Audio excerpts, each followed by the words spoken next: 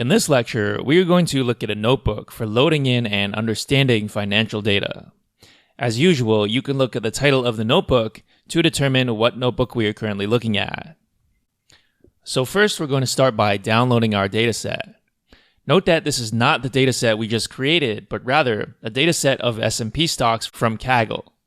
This is basically the same as our dataset, except I wanted to use this one since it has some nice properties, such as missing data.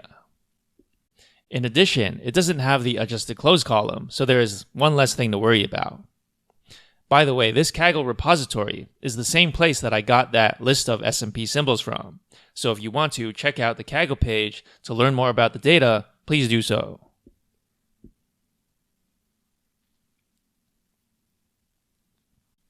So the next thing we're going to do is import pandas. Next, we load in the dataset using pd.readcsv. Next, we do a df.head to look at the first few rows of the data frame. As you can see, it has the same columns as the data we just created, except for the adjusted close column. So let's remind ourselves about what we are seeing here. We have the open, high, low, and close columns, which refer to certain prices for the given stocks on the specified day. Open is the price at the beginning of the day, close is the price at the end of the day, high is the maximum price for that day, and low is the minimum price for that day. Volume is the number of shares of this stock traded on that day. Next, we do a df.info so we can check the type of each column, as well as the type on the index. When you're working with certain kinds of time series, sometimes this is information that you care about, as you will see later on in this course.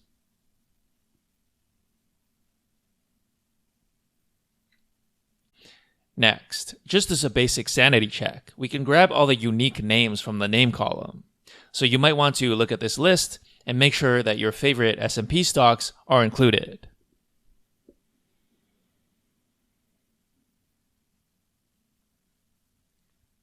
Next, we can check the shape of the preceding array to ensure that it's approximately 500 elements in length.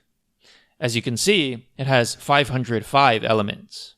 Note that the S&P 500 does not actually have exactly 500 stocks. 500 is just an approximate number.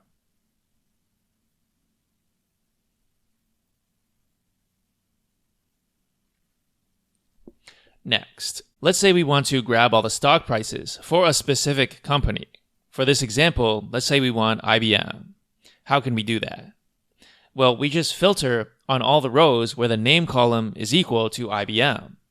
As you can see, the result contains only rows where the name is IBM.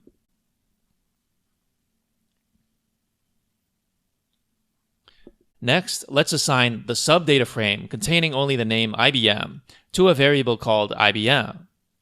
If we want to do something like grab all the close prices, we can simply use the square bracket notation and grab the close column.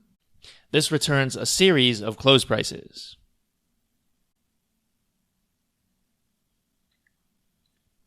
Note that we can call the plot function directly on a series object, so there's no need to import matplotlib, although this calls matplotlib under the hood. As you can see, IBM's stock price dropped quite a bit during this time period. Now you might ask, what is this time period? Well, we can check. If you didn't look at the documentation earlier, we can find this information ourselves by checking the date column. We can call the min function and the max function, and this will return the minimum value, which is February 8, 2013, and the maximum value, which is February 7, 2018. One thing to consider is that the current format of our data frame is not all that useful. Each stock is separate.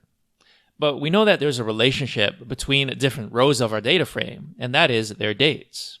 For example, we have the price for Google and the price for IBM on the same days, but these days are completely different rows in the data frame for different stocks. In finance, it's customary to work with the close price by default. So what we would like to have is a single data frame, organized by date, where each column is the close price for a different stock. As an example, let's consider this data frame. As you can see, the date is used as the row index of the data frame. Each column is named after a specific stock ticker, and each cell in the data frame is the close price on a specific date for a specific stock. The question is, can we convert our existing data frame into a data frame that has this different format? The answer is yes. So in the next few blocks of code, I'm going to show you how to construct such a data frame. First, we're going to start with a completely empty data frame with no columns whatsoever, just an index. As mentioned, we want to use the date as the index. To get this started, I'm going to call pd.dateRange, passing in the min and max dates that I found earlier. This will create a date-time index object. One important thing I want you to notice about this object is that it has some information other than just the dates themselves. There is an attribute called freq, short for frequency, which tells us that each value in the index is a different day. D stands for daily. Next, I'm going to create a data frame called close prices by calling the constructor pd.dataframe. The only argument I'm going to pass into the constructor is the index argument, for which I'm going to pass in the date time index I just created. So if I call closeprices.head, you'll see that no columns are printed out, just the index. This data frame currently contains no columns.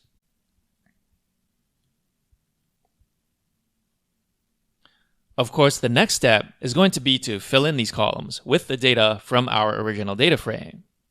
There is a slight problem with this, which is that in our original data frame, the dates are just a regular column. They are not part of the index. This actually makes sense for that data frame, since the dates are not unique. Multiple rows have the same date, simply because they contain prices for different stocks. We know that we're going to want to do something like a database join, where we join two tables on some index, specifically the date. This is just like how you would do a join in SQL. In fact, Pandas has an analogous function called join, which does exactly the same thing.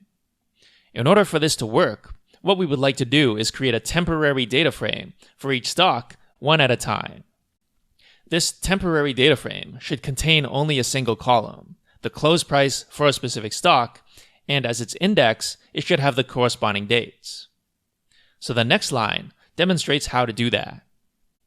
Specifically, we're going to call the pd.dataframe constructor. As arguments, we're going to pass in data equal to the close price from the IBM sub-data frame. For the index argument, we'll pass in IBM square bracket date. For the columns argument, we'll pass in the string IBM, since we want the column name for this column to be IBM. We don't want the column name to be something generic like close, since all of the columns will be close prices. Next, we call the head function on df2 to ensure that this data frame has the format we want. And it looks like it does. The date is being used as the index, and we have a single column containing close prices, and the name of that column is IBM. Okay, so the next thing we want to do is to do this for all of the symbols in our original data frame. So next, we're going to loop through every symbol in our symbols list. Inside the loop, we grab the sub-data frame containing only this symbol in the name column. Next, we create a new temporary data frame called dftemp using the same code we discussed earlier. Finally, we call the join function on the close prices data frame, passing in dftemp. We assign this to close prices, so on every round of the loop, close prices will accumulate each new symbol.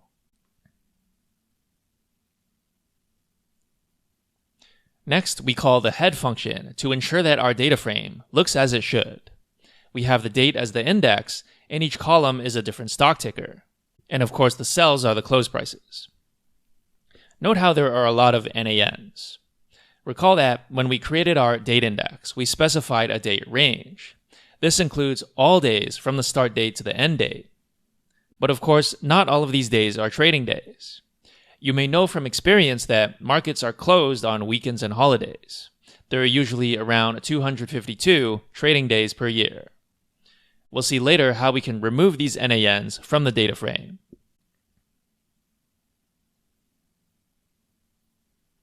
Next, let's check the info function again to see a summary of our data. As you can see, it's a data frame. It has a date time index with 1,826 entries, with a frequency D, which means daily. It has 505 columns from AAL to ZTS. The D type is float64, which makes sense. The next step is to save our data frame.